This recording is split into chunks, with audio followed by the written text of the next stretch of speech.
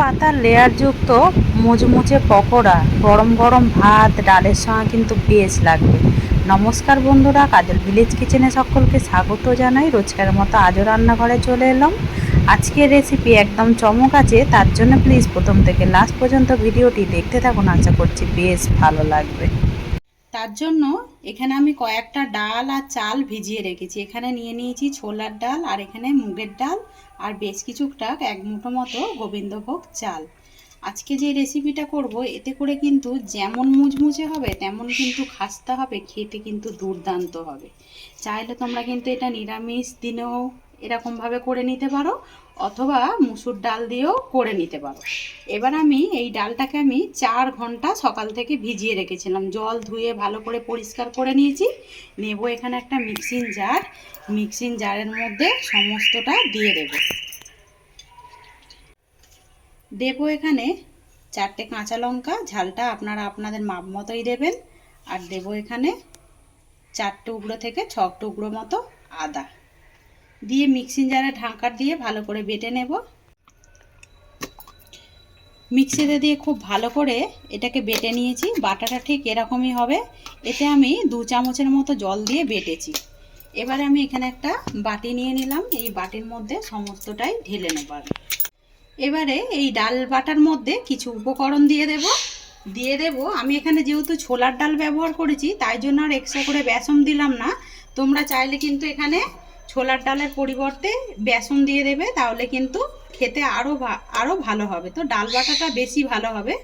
এবারে এর মধ্যে দেব হলুদ গুঁড়ো, আর দেব এখানে জিরে গুঁড়ো সুন্দর একটা টেস্টের জন্য, আর দেব তো জিরে ধনে, আর এখানে আমি হলুদ গুঁড়ো দিয়ে দিলাম। দেব এবার স্বাদ মতো লবণ বা মাপ মতো লবণ। আর এর থেকে বেশি এর মধ্যে কোনো উপকরণ দেব না। এই কটা উপকরণেই মুচমুচে একটা কুমড়ো পাতার যে পকোড়া করছি, রোল পকোড়া, সেটা কিন্তু খেতে বেশ দারুণ লাগবে। তো এবারে সমস্ত উপকরণগুলোকে খুব ভালো করে মিশিয়ে নেব। তো সমস্ত উপকরণগুলোকে খুব ভালো করে মিশিয়ে নিলাম। মেশানোটা দেখুন এরকমই হবে, ঠিক থকথকে একটা ব্যাটার রেডি করে নিতে হবে। ব্যাটারটা একেবারে পাতলা করে দিলে হবে না। এবারে আমি যেটা মেন উপকরণ, একটা থালা নিয়ে নেব, আর এখানে কয়েকটা কুমড়ো পাতা আমি নিয়ে নিচ্ছি। তো কুমড়ো পাতাগুলো বেশ কিন্তু কচি, একেবারে বুড়ো নয়, কিন্তু দেখুন পাতাগুলো কতটা বড় বড় সাইজের। তো এরকম একটু বড় পাতা নিলেই বেশ ভালো হবে। এবার আমি পাতা দিয়ে যেই ড্যাঁটটা রয়েছে এটা আমি এইভাবে কেটে দেবো। সমস্তগুলোই কেটে নেব। তো পাতাগুলোই কেটে নিয়েছি। এবার এই পাতাটাকে আমি এইভাবে উল্টো পিঠ করে দেব। দিয়ে যেখানে ব্যাটারটা রেডি করেছিলাম, এই ব্যাটারটা নিয়ে এর মধ্যে ঠিক চারিদিকে লাগিয়ে দেব। আর হ্যাঁ, এই খাবারটা কিন্তু আপনারা চাইলে লাউ পাতা দিয়েও করতে পারেন, অথবা মানকচু যে হয় না পাতা, সেই পাতা দিয়েও কিন্তু বেশ দারুণ হবে। তো আমি আজকে কুমড়ো পাতা দিয়ে করে দেখাচ্ছি। এটাও খেতে কিন্তু এতটাই সুস্বাদু হয় যে একবার না বাড়িতে ট্রাই করলে কিন্তু মিস করে যাবেন। সমস্তটার গায়ে এইভাবে লাগিয়ে নেব আগে। আর এই পাতাটার গায়ে বেশ এইভাবে আমি লাগিয়ে নিলাম। এবারে এখান থেকে আমি আরও একটা পাতা নিয়ে নেব। এই পাতাটাকেও আমি এইভাবে উল্টে দেব।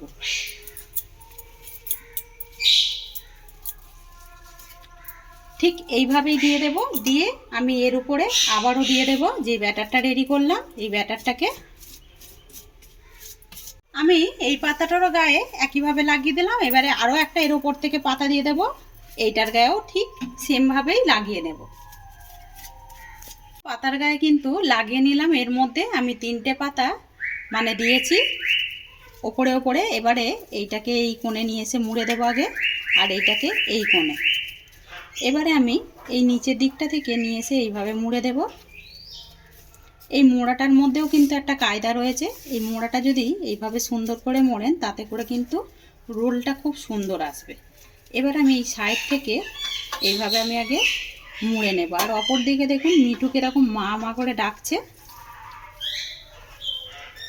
এইভাবে রোলগুলোকে সুন্দর করে মুড়ে নিতে হবে। এটা খেতে এতটা দারুণ লাগে, নিরামিষ দিনে যদি একবার এরকম গরম গরম ডাল ভাতের সঙ্গে কিন্তু বেশ ভালো লাগবে। আর একটা কিন্তু রোল একেবারে রেডি হয়ে গেছে, দেখুন কতটা সুন্দর দেখতে হয়েছে। আর এই যে একটা কিন্তু বেশ সুন্দর করে গড়ে নিয়েছি, এবারে সমস্তগুলো গড়ে নিয়ে ফিরে আসছি। অপর দিকে কড়ার মধ্যে আমি জল গরম হতে বসিয়ে দিয়েছি, কড়ার মধ্যে দিয়ে দেবো এরকম একটা ঝাঁঝরি। এবারে এইখানে আমি অপর দিকে দেখুন সমস্তগুলোই গড়ে নিয়েছি, মানে দুটো হয়েছে দুটোই গড়ে নিয়েছি। এবারে এই জল গরমের মধ্যে এইগুলোকে এইভাবে দিয়ে দেব। এটাকে এবারে 10 মিনিটের জন্য আমি খুব ভালো করে ভাপিয়ে নেব। ততক্ষণে একটা বাটি নিয়ে নিয়েছি, বাটির মধ্যে দিয়ে দেব আমি 1 চামচ সাদা তিল। তো 1 চামচ দিয়ে দিলাম সাদা তিল। এবারে দিয়ে দেবো 1 চামচ বেসন, 1 চামচ বেসন আর অল্প একটু লবণ দিয়ে একটা পাতলা করে ব্যাটার রেডি করে নেব। এরকম একটা পাতলা ব্যাটার রেডি করে নিলাম।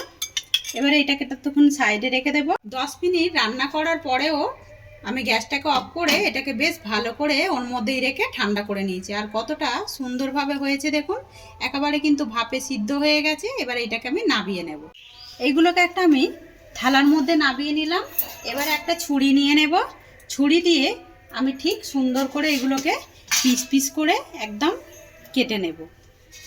তো তোমরা যেরকম পিস করে নিতে পারো, আমি এইভাবেই ঠিক পিসটা কেটে নেব।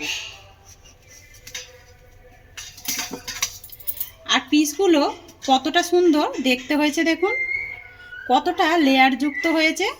এবারে এইগুলোকে এইভাবে আমি কেটে নেব। এগুলোকে সুন্দর করে পিস পিস করে কেটে নিয়েছি। পিসগুলো দেখতে কতটা সুন্দর লাগছে, আর এগুলো ভাজার পরে কিন্তু আরও বেশি সুন্দর লাগবে। এইদিকে আমি যে ব্যাটারটা রেডি করেছিলাম এইটাও নিয়ে নিলাম, আর অপর দিকে সাদা তেল গরম হতে বসিয়ে দিয়েছি। এবারে এখান থেকে আমি এক এক করে এই কুমড়ো পাতার রোলগুলোকে নিয়ে নেব, নিয়ে এই ব্যাটারের মধ্যে ভালো করে কোট করে নেব। তোমরা চাইলে কিন্তু এখানে ধনে পাতাও দিতে পারো একটু, তাতে করেও ভালো হবে। এবারে এইটাকে আমি এই তেলের মধ্যে ছেড়ে দেব। আর এই সময় একটু গ্যাসটাকে আস্তে করে দেব, যেহেতু খুব ভালো করে তেলটাকে গরম করে নিয়েছি। একে একে আমি কুমড়ো পাতার রোলগুলোকে এইভাবে দিয়ে দেব।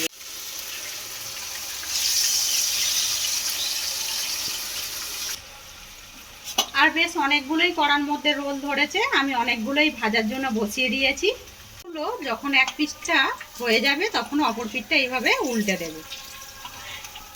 এইগুলোকে এইভাবেই উল্টে পাল্টে লাল লাল করে ভেজে নিতে হবে। তো আজকের রেসিপি আপনাদের কিরকম লাগলো কমেন্ট করতে কিন্তু ভুলবেন না। যদি ভালো লেগে থাকে বন্ধুদের সঙ্গে শেয়ার করবেন, একটা লাইক করে দেবেন, আর এই ছোট্ট চ্যানেলটিকে সাবস্ক্রাইব করে নেবার অনুরোধ রইল। এইভাবেই উল্টে পাল্টে রোলগুলোকে ভেজে ফিরে আসছি। সমস্তগুলোই একেবারে লাল লাল করে মুচমুচে করে ভেজে নিয়েছি। আর ভাজাগুলো দেখতে কতটা সুন্দর লাগছে সেটা আমি আগেই বলেছিলাম। আর একবার হলো এইভাবে বাড়িতে ট্রাই করে খেয়ে আমাকে কমেন্ট করবেন। তোগুলোই সুন্দর করে নাবিয়ে নিয়েছি ভেজে, আর একটা প্লেটের মধ্যে সাজিয়ে নিয়েছি। তাহলে বলুন এটা গরম গরম ভাতের সঙ্গে দারুণ লাগবে কি না। তো আজকের রেসিপি আপনাদের কীরকম লাগলো কমেন্ট করে জানাবেন। যদি ভালো লেগে থাকে একটা লাইক করে দেবেন, আর বন্ধুদের সঙ্গে শেয়ার করবেন, আর এই ছোট্ট চ্যানেলটিকে সাবস্ক্রাইব করে নেবেন। আমার এরকম নিত্য নতুন রান্নার জন্য পাশে থাকা বেল আইকনটি প্রেস করবেন। সবাই ভালো থাকবেন, সুস্থ থাকবেন। ধন্যবাদ। আবারও নতুন রেসিপি নিয়ে ফিরে আসবো। আজকের মতো এই পর্যন্ত।